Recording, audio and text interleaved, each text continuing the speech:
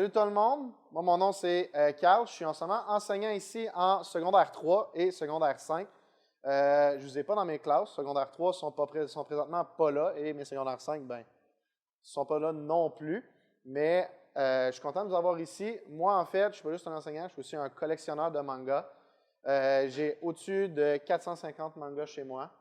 Donc, j'ai beaucoup de séries que probablement vous avez déjà lues éventuellement. Donc, voici un peu à quoi ressemble ma collection. J'ai d'autres boîtes qui sont fermées parce que j'ai trop une petite bibliothèque maintenant pour mettre des séries complètes. Mais comme on peut voir ici, j'ai toutes les One Piece présentement, Noragami, Vinland Saga, probablement que vous avez déjà vu. J'ai toute la série Death Note en un livre. En bas ici, j'ai toutes les Attack on Titan. Donc, je suis très à jour, très au courant de la société de manga. Moi, mon but, c'est d'en collectionner beaucoup, d'avoir une énorme bibliothèque. Moi, c'est justement là, une de mes passions. Donc, certaines que j'ai, là, c'est Death Note, One Piece, Seven Deadly Sins, tout à peu près ce que vous avez regardé, je l'ai probablement déjà vu ou déjà lu. Donc, qu'est-ce qu'un manga? Un manga, en fait, c'est comment je peux dire, c'est une bande dessinée réalisée au Japon. Donc, il faut vraiment que ça soit, c'est vraiment le titre donné à des bandes dessinées au Japon. Si tu en as, admettons, qui sont en Corée, on n'appelle pas ça un manga, on appelle ça un manhwa. Donc, il y a des changements différents selon la culture que tu es, mais au Japon, c'est vraiment le manga. Donc, ça a commencé vraiment, là, le manga à devenir populaire vers la fin des années 1900. Mais en fait, le manga date de plus longtemps que ça. Ça va dater, en fait, du Japon féodal. Mais au début, le manga, c'est justement, là, ça a commencé à être popularisé, vers la fin du 19e siècle, du 20e siècle, excusez. Mais en gros, c'est une bande dessinée en noir et blanc, un peu comme la même fonction qu'une bande dessinée. C'est des bulles, le monde parle au travers de bulles. Et aussi, la particularité du manga, c'est que comparativement à ce qu'on est habitué de lire, qui est de droite à gauche, eux, tu lis de gauche à droite. Donc ça, c'est un peu plus difficile au début, mais tu t'y fais au fur et à mesure, justement, là, que tu commences à lire plusieurs mangas à la fois.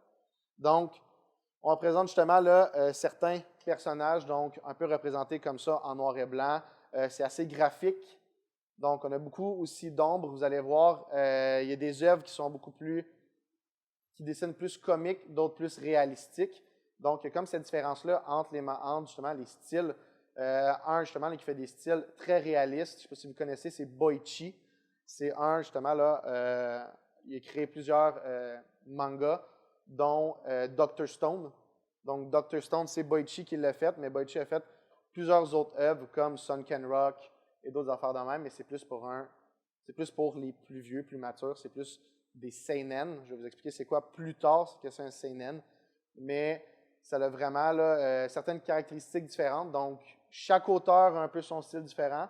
Personne copie, justement, c'est des artistes. Donc, le but, c'est pas de copier l'autre artiste, mais de sortir ton propre style, que ce soit en dessin, que ce soit littéraire, que ce soit justement par le récit qui va emmener et par ses personnages. Donc, l'histoire du manga commence dans le Japon féodal entre 1200 et 1300. Le but au début, c'était vraiment de montrer des dessins, de montrer des petites histoires au travers de dessins. Un peu comme la même chose avec les bandes dessinées, ça a commencé tout un peu comme ça. Très peu de texte. C'était vraiment montrer un dessin et une suite de dessins pour montrer une histoire. Le film, ça a été ça aussi. Donc, ensuite, durant la Deuxième Guerre mondiale, si vous connaissez l'histoire de la Deuxième Guerre mondiale, mais le Japon, à ce moment-là, était un gouvernement totalitaire, donc une dictature. Et en fait, c'était un mouvement de contre-culture. Le but était de dénoncer le totalitarisme, donc les atrocités, la cruauté justement du gouvernement japonais. Et le manga a commencé justement là, à prendre plus de place, à être utilisé comme une œuvre de dénonciation, un peu comme le journal, mais ça avait son côté plus humoristique, plus aussi son côté plus facile à lire qu'un journal techniquement. Tu avais beaucoup d'images, beaucoup justement là, de bulles pour parler. Ensuite, le manga a pris la même direction que les comics. Vous connaissez, c'est quoi des comics? C'est des bandes dessinées américaines. Donc, il va devenir plus populaire suite à la Deuxième Guerre mondiale et il va rentrer vraiment là, dans la culture japonaise. Ça va être vraiment là, de la culture populaire, comme étant les films, comme étant les bandes dessinées, comme étant les animés. Tout ça, c'est de la culture populaire. Mais maintenant, au Japon, c'est quelque chose de très culturel, très populaire. Si un jour vous allez au Japon, il y a des figures animées partout à Tokyo. Tokyo, c'est rempli de figures animées. Un peu comme, je ne sais pas si vous êtes déjà allé à New York, mais le Times Square, où il y a plein de publicités partout. À Tokyo, c'est plein d'animés partout, où justement, c'est eux autres qui font de la publicité. One Piece, Luffy fait de la publicité pour des produits au travers justement là, de ça. Donc, ça devient extrêmement populaire, ça fait partie de la culture. Donc, il y a eu 3 vagues de popularité. La première grande vague de popularité qui est arrivée, c'est vraiment avec Dragon Ball. Donc, Dragon Ball, quand c'est arrivé, le manga, oui, c'était populaire, mais à partir de Dragon Ball, il y a eu vraiment là, beaucoup de sorties. Donc, on ne parle pas de Dragon Ball Z, mais bien Dragon Ball, donc avant que Goku devienne adulte. Donc, c'est l'histoire de Goku étant enfant. Dragon Ball va prendre énormément de place sur le marché. Le monde va commencer vraiment à, justement, là, à vouloir regarder c'est quoi un animé, c'est quoi un manga. Ça va devenir tellement populaire que ça va justement passer en France et de la France ensuite vers les États-Unis. Donc, Dragon Ball est super populaire aux États-Unis. C'est probablement le manga le plus populaire des États-Unis. Encore à ce jour, c'est quand même un animé hyper populaire, un manga très populaire. Il en sort encore. Il y a des nouvelles séries. La plus récente était Dragon Ball Super. Donc, c'est une autre, justement. Là. Dragon Ball continue même depuis les années 80. Ensuite, deuxième vague de popularité qui est arrivée, c'est le Big Three, comme on connaît. C'est le terme utilisé, en fait, c'est Naruto, One Piece et Bleach. Donc, eux sont vraiment le Big Three. C'est pas aucun autre manga. Je sais qu'il y a des théories comme quoi Dragon Ball peut en faire partie. Il y a d'autres personnes qui incluraient d'autres, mais c'est vraiment le Big Three parce que c'est en ce moment-là. Le Big Three est publié dans le Shonen Jump. Le Shonen Jump est un magazine au Japon qui, justement, commence à mettre des chapitres de manga dans leurs affaires et le monde peut, justement, lire les mangas. Et c'était les 3 à ce moment-là qui ont vraiment été énormément popularisés. Tout le monde en fait, aujourd'hui, disent que Naruto, Bleach et One Piece sont des œuvres, sont des classiques. Donc, si tu n'as pas regardé ces œuvres-là, tu dois les regarder parce que ça fait partie des classiques de l'anime et du manga. Ils sont tous très longs. Bleach a environ au-dessus de 700 chapitres. One Piece, Naruto aussi, et One Piece sont en ce moment à 1079 chapitres. Donc, c'est très long, mais sont très bons. Et c'est des classiques, donc je vous les recommande à tous. Mais One Piece date de 1996 et continue encore jusqu'en 2023. Donc tu vois qu'il y a encore une continuité malgré tout ça, malgré que ça date depuis très très longtemps. Donc il y a toujours une continuité pour justement là, ces œuvres-là. Donc le Big Three, Naruto, Bleach, One Piece, très important à savoir et ce sont des classiques. Donc moi je vous les recommande. Ensuite, la dernière vague populaire qu'on a connue aujourd'hui, et tout le monde probablement ici l'a déjà vu, c'est Demon Slayer. Fait qui ici a vu le film de Demon Slayer à main levée? Donc, la majorité d'entre vous ont regardé le film de Demon Slayer. Moi, j'ai des amis à moi que leurs parents sont allés voir Demon Slayer au cinéma.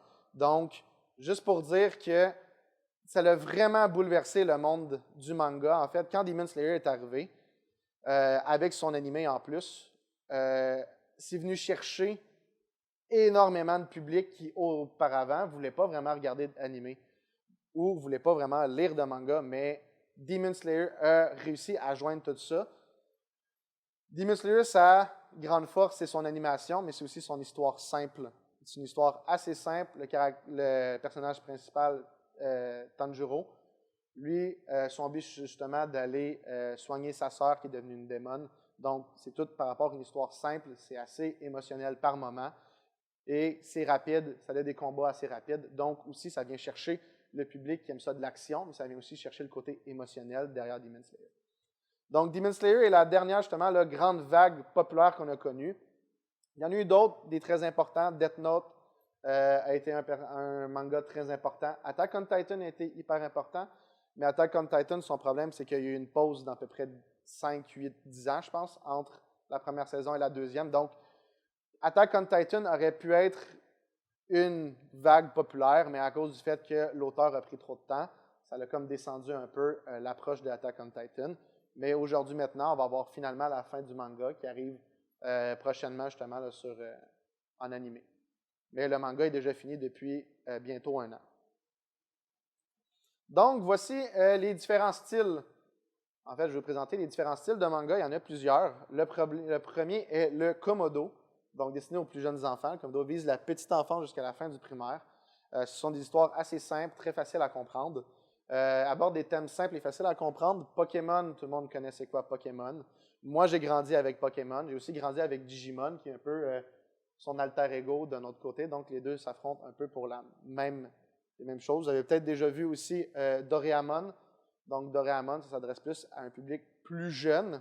Donc, maintenant, vous autres rendus au secondaire, c'est plus ou moins ce qui viendrait peut-être vous chercher. Le prochain viendrait probablement plus vous chercher, qui est le shonen typique. Donc, style de manga le plus populaire et le plus regardé. C'est le plus lu aussi. C'est dédié pour les jeunes garçons et les adolescents. Donc, traite souvent des thématiques du bon et du mauvais, gentil du méchant. Donc, il y a toujours des forts antagonistes. Si vous regardez Naruto, il y a Pain. Donc, Pain est un des grands méchants de ça. Si vous regardez One Piece, il y a Doflamingo. Si vous regardez Bleach, il y en a plein aussi. Donc, toutes sortes de méchants, des très forts antagonistes. Aussi, beaucoup de combats dans des shonen.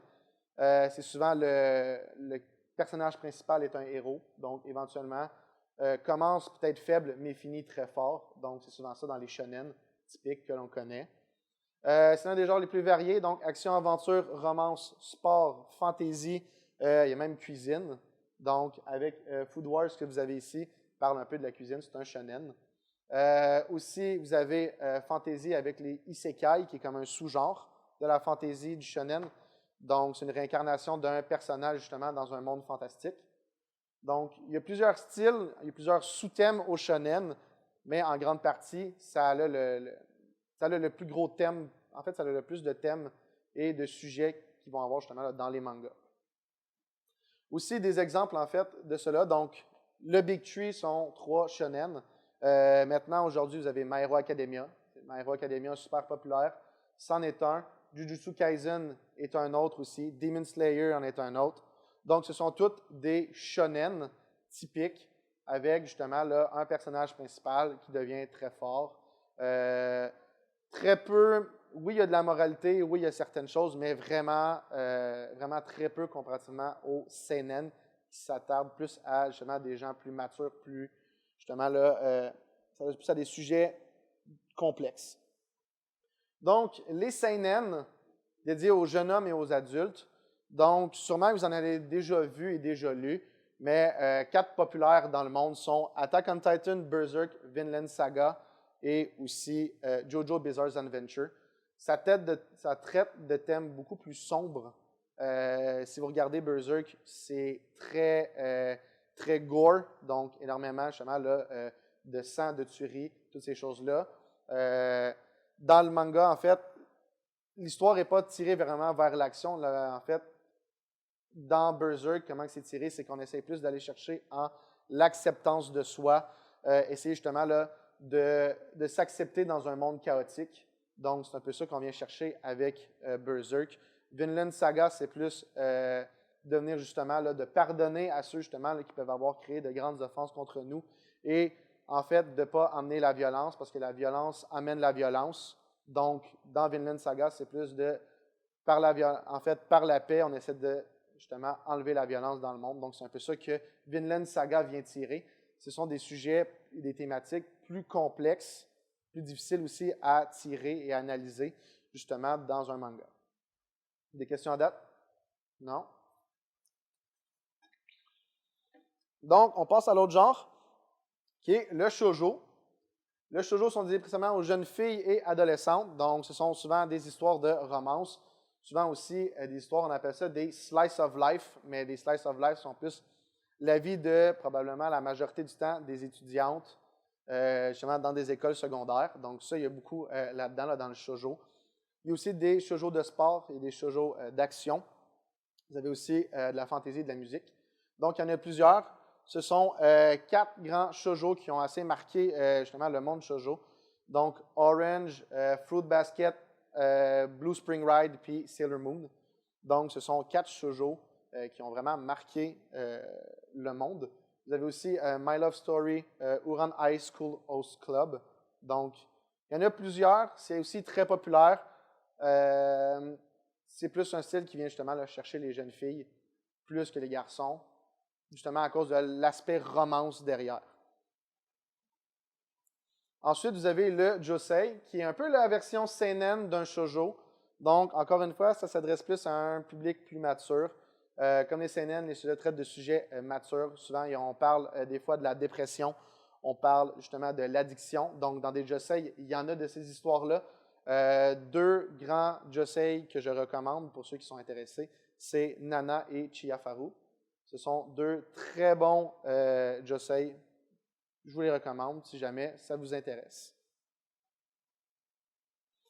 Donc, voici des préférences voici mes préférences en fait dans des mangas. Je suis plus un fan de shonen et de seinen pour ma part. One Piece, tout le monde à peu près connaît c'est quoi. Probablement, en fait, c'est le manga le plus populaire en ce moment au monde. One Piece aussi est celui qui est en train de battre des records de plus en plus. En fait, dans les termes de vente, One Piece est en train de battre tous les comics américains. Donc, ça vient tranquillement, ça va devenir l'œuvre, selon moi, qui va être la plus vendue au monde de sa création jusqu'à sa fin. Donc, la fin n'est pas encore là. On la prévoit d'ici 5 ans. Mais d'après moi, ça devrait peut-être être plus que ça encore. Donc, on va voir où est-ce que le manga et l'auteur vont nous amener. Donc, ensuite, Demon Slayer, le manga est déjà terminé. Donc, Demon Slayer, super populaire, vraiment le fun. Prochaine saison, elle sort le 1er avril. Donc, saison 3 sort le 1er avril en animé. Mais si vous voulez lire le manga en fait est déjà terminé. Donc, vous pouvez aller le lire et vous allez arriver à la fin. Ensuite, vous avez Hunter x Hunter. C'est un seinen. Ça commence comme un shonen, ça finit comme un seinen. Ça commence vraiment, en fait, très doux. On suit l'histoire de Gon, donc celui-ci là. Donc Gon, on suit cette histoire de ce personnage-là. Éventuellement, les thèmes deviennent de plus en plus sombres dans Hunter x Hunter. Un peu comme Harry Potter au début, c'est très beau, c'est très fantaisiste, mais plus on arrive vers la fin et plus le livre devient, et même les films deviennent de plus en plus sombres. Donc, c'est un peu ça avec Hunter x Hunter. Ensuite, on a Vagabond. Vagabond, c'est l'histoire d'un samouraï, justement, là, qui est la dualité, en fait, une dualité entre devenir un grand guerrier ou s'accepter en tant que lui-même et essayer, justement, là, de trouver sa voie derrière tout ça sans créer trop de violence. Donc, Vagabond, c'est un seinen, c'est très mature. Mais c'est aussi l'un des mangas, en fait, les mieux dessinés. C'est probablement dans mon top 3 des plus beaux mangas que j'ai lus. Donc, vraiment très, très bon. Ensuite, on a Blue Lock. Ceux qui écoutent Blue Lock en ce moment, c'est nouvellement sorti. La première saison va bientôt terminer. Mais Blue Lock, c'est un shonen de sport. Ça vise, en fait, le soccer. Donc, c'est très, très bon. Ça a beaucoup d'action. On peut rire, mais on peut rire justement là, d'un shonen de sport, mais c'est très intense, très bon. Les personnages sont très emblématiques, très le fun à regarder. Donc, un autre que je conseille vraiment. Et pour finir, considéré comme probablement le meilleur manga encore jamais fait à ce jour est Full Metal Alchemist Brotherhood. Donc, aujourd'hui, il est considéré par beaucoup, beaucoup, beaucoup de monde comme étant le meilleur. Celui qui vient justement là, chercher, celui qui est le mieux balancé. En fait, ça traite de beaucoup de thèmes. Les personnages sont emblématiques, vraiment le fun. L'histoire est captivante. Donc, si vous voulez avoir une lecture, le fun à lire et en même temps très captivante, très intéressante, je vous recommande fortement Full Metal Alchemist. Oui? Full Metal, en fait, c'est pas le plus populaire. One Piece, en termes de popularité, est le plus grand manga populaire. Mais Full Metal Alchemist est considéré comme le meilleur manga jamais fait. Donc, c'est ça la différence, c'est qu'il y en a un qui est populaire, mais l'autre est considéré le meilleur. Donc, Full Metal Alchemist, c'est un classique. Si vous ne l'avez pas lu, lisez-le, c'est un classique des mangas. Donc, liste d'endroits où moi j'achète mes mangas. Il y en a plusieurs à certaines places, mais vous avez Amazon qui est une des places les plus faciles et les plus rapides d'accès.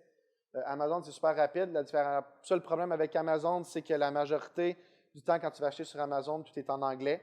Donc, tu dois marquer dans ta barre de recherche en français. Donc, il faut que tu recherches, il faut que tu fasses un petit peu plus de recherche sur Amazon pour trouver des mangas en français. Aussi des mangas en français, des fois, si vous en avez, ceux qui sont plus actuels, c'est difficile d'en trouver parce que la traduction française n'est pas encore faite. Donc, il faut que vous attendiez une couple d'années encore pour que la traduction se fasse. Mais Amazon, Imaginaire, il y en a un à Québec, il y en a un à Sherbrooke. Mais c'est deux places que moi, j'achetais énormément mes mangas.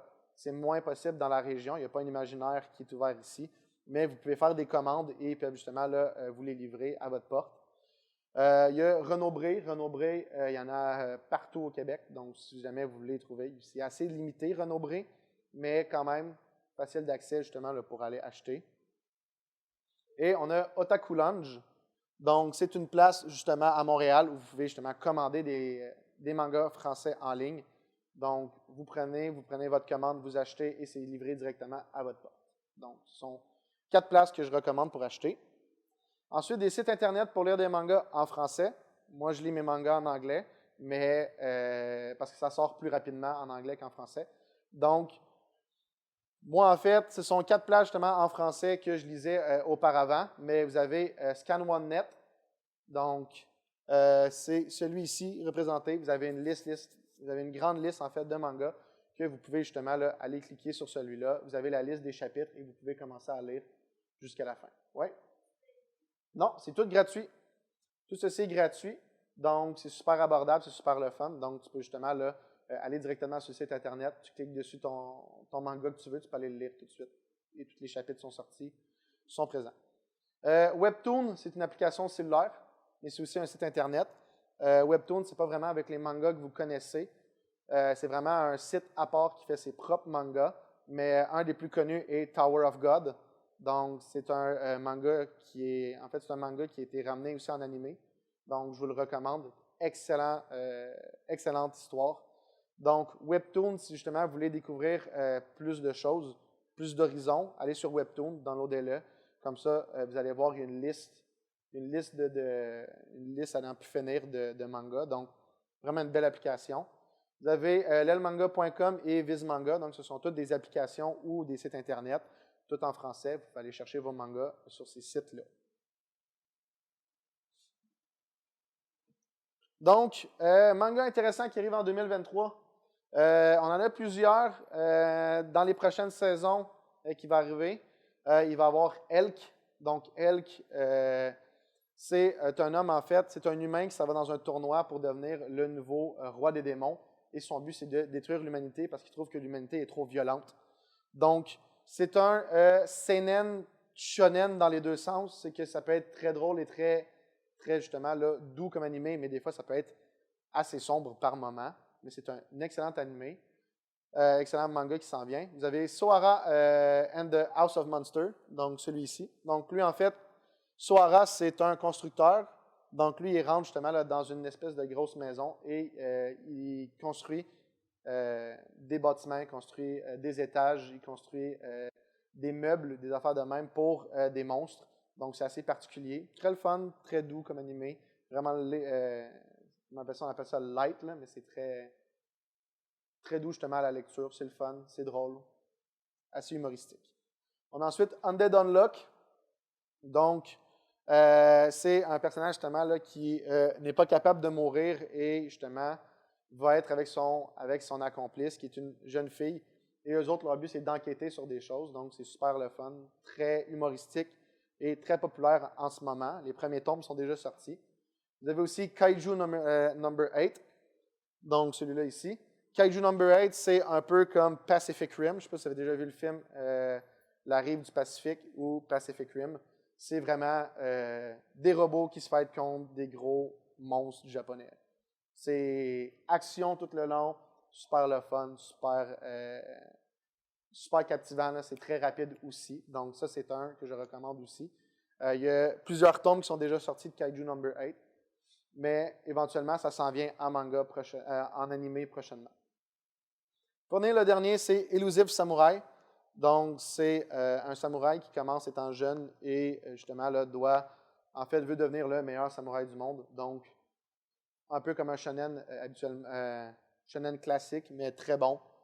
Beaucoup de personnes, en fait, en ce moment m'ont dit que c'était excellent. Donc, il faut que je me mette à la lecture de ce manga-là. Donc, ce sont un peu mes recommandations de ce qui s'en vient d'intéressant selon moi. Ça ne veut pas dire que c'est intéressant selon vous. Chacun, en fait, a des styles et justement des thèmes qu'il aime plus.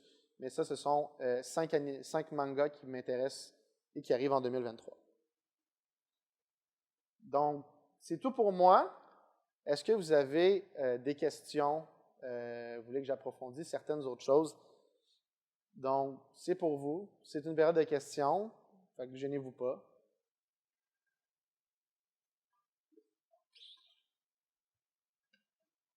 Personne?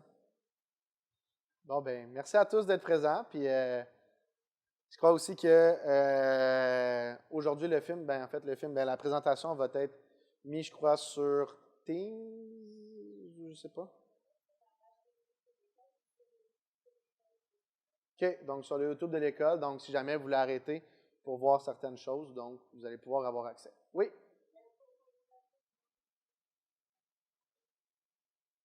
C'est One Piece. Moi, avec des amis, on avait presque parti un channel YouTube ensemble sur expliquer des théories, expliquer justement là, certains thèmes qu'il y a dans One Piece. Parce que One Piece, en fait, il y a plusieurs thèmes, dont, si vous les avez lus, il y a le terme de la justice qui est différent selon les amiraux. Donc, c'est là qu'il y en a un qui a un pouvoir de glace, mais en fait, il y a une justice chaude, donc il va avec son cœur. Il y en a un qui a un pouvoir de magma, donc l'affaire la plus chaude sur la planète, mais une justice froide. Donc, il y a plein de choses comme ça. Oui? Masculin préféré. Je te dirais Guts dans Berserk. C'est mon personnage masculin préféré. Personnage féminin préféré. Je dirais probablement Nico Robin de One Piece. Elle a une très belle backstory, super bon caractère, bien écrit. En plus, elle est super forte, donc excellent. Je trouve un excellent personnage. Oui. Mon arc préféré, présentement dans One Piece, c'est Wano Kuni, le dernier arc qui est sorti. Avant ça, c'était Marineford. Donc, ce sont deux, justement, arcs que j'ai vraiment dévorés. Mais celui qui est en ce moment Egghead, c'est le nouveau chapitre. Donc, est vraiment excellent en ce moment. Donc, moi, je trouve que One Piece, plus ça avance, mieux ça va être, plus ça va être bon. Donc, ce sont mon arc préféré en ce moment, c'est Wano Kuni. D'autres questions?